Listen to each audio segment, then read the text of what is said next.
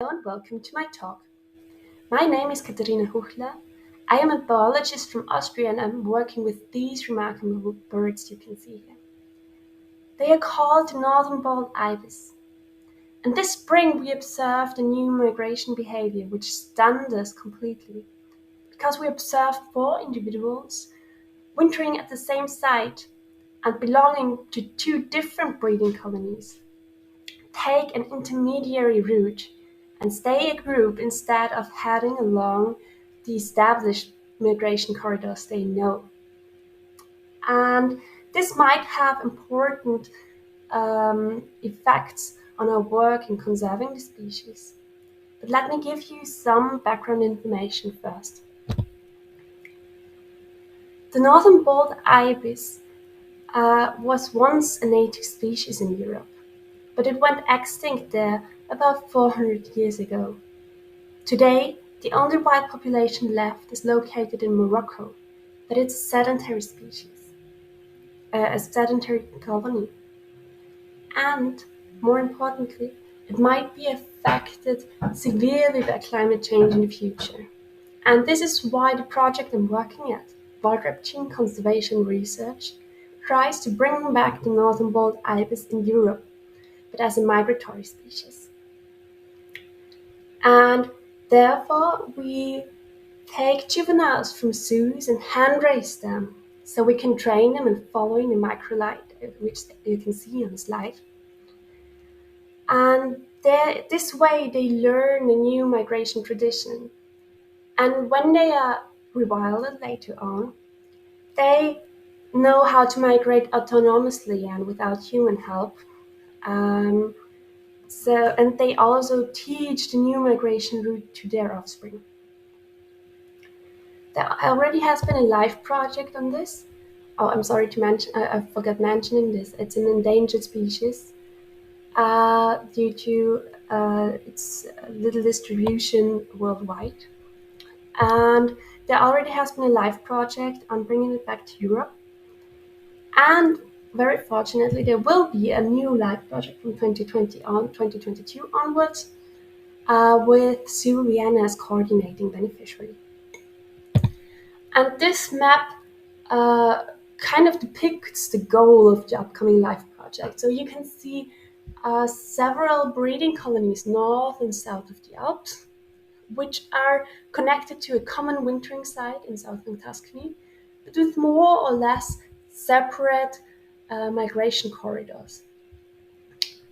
4 of these areas are already established, and you have 2 breeding colonies in the east, which have been established quite a long while ago, and 1 in the west.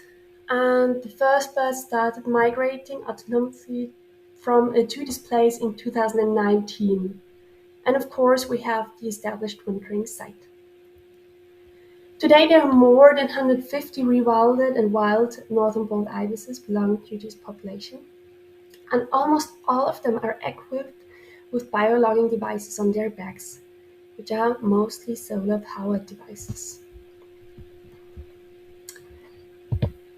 And interestingly, the rewilded animals do not necessarily follow the human-led migration route.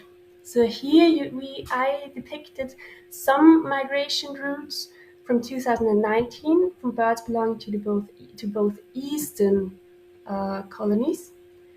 And as you can see, they might follow the route they learned a few years ago during their human-led migration a bit, but they don't necessarily need to. And also not all individuals raised in the same year take the same route. And which you can see in this map, there is a lot of interannual variation here. This shows that there is quite some underlying behavioral plasticity when it comes to the migration route taken from year to year. So to come back to the anecdote I shared with you, you can see on the left 4 animals starting to migrate north together, migrating north directly, which is quite usual, but they keep on doing so when they come to the Alps. And this is quite unusual because we expected them to head more north-northwest or north-northeast towards their breeding colonies. But they do so only after they cross the northern Alpine ridge, where they split up into two groups finally. And on the map on the right, I also depicted migration routes, spring migration routes, which some of the individuals have taken in the past. So for example, Suppo, which is depicted in yellow for 2021, took an entirely different route the year before and headed east much earlier. And on the other hand, Adele and Yo-Yo, which belong to the Burghausen colony, they also headed more east while crossing the Alps before. And I think the really interesting part about this is that Adele and Yo-Yo even crossed points which they knew before and crossed valleys where they already successfully approached their breeding colony. But they didn't take the route they've known before. But they decided to stay together with the others and only headed towards the breeding colony after they crossed the Alps.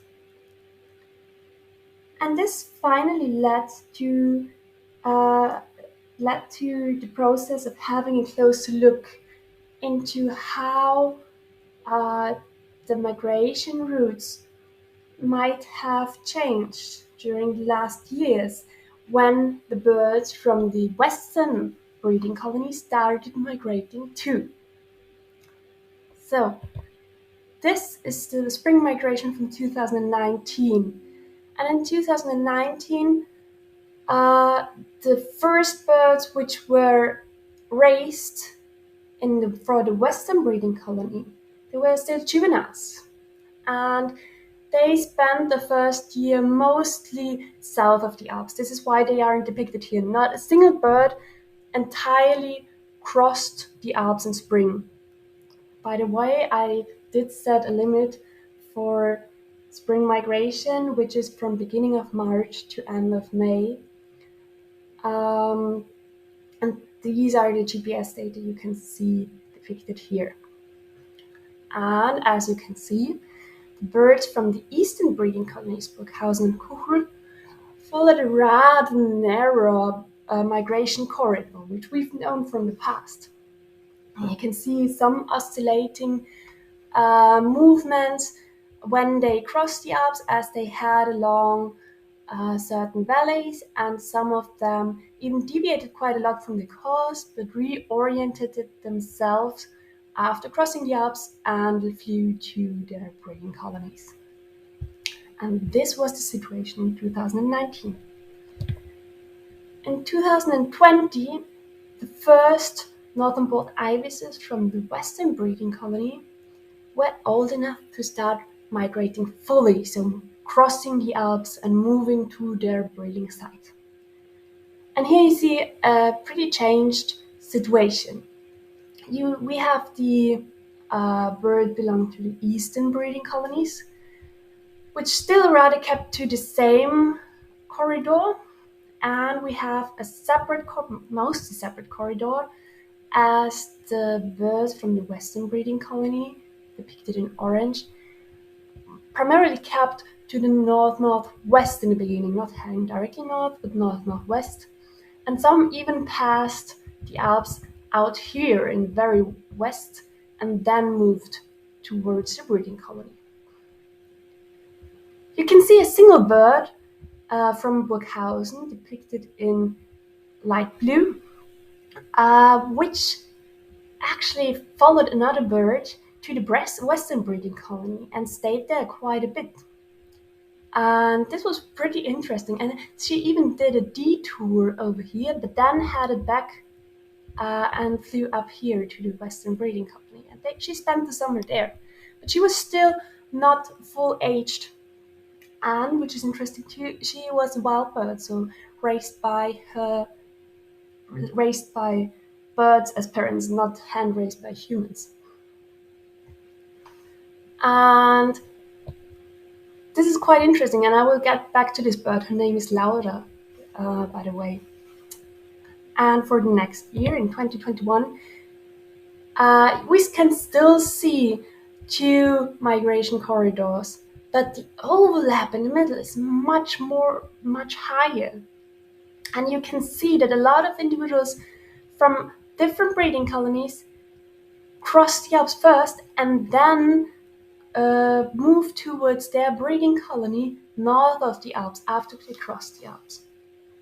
And for example, Laura, the bird I mentioned from the last year, she again moved to the western breeding colony, but then she flew to her breeding colony, but north of the Alps.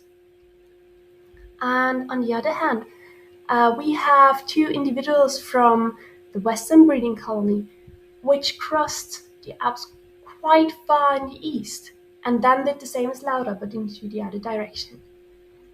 And to put this all on the same page, I think we can really see a difference in the migration corridor of the eastern colony between 2019 and 2021. And this is interesting because it might be that we had a too simplified image of the separate migration corridors from the different breeding colonies. Maybe they will mix more than we expected. And this mixing might also lead to a bird breeding in a different breeding area between the years. And this would be really interesting for conservation because it would lead to higher genetic exchange between breeding colonies, which would facilitate the conservation of the Northern Bald Ibis in Europe.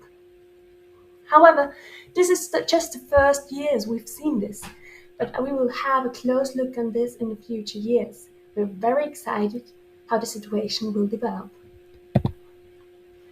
Thank you for listening to my talk. If you have any questions now or in the future, you're very welcome to reach out, and I will be happy to answer any upcoming questions. And if not, I wish you a very nice day and hope that we will meet somewhere in the future. Goodbye.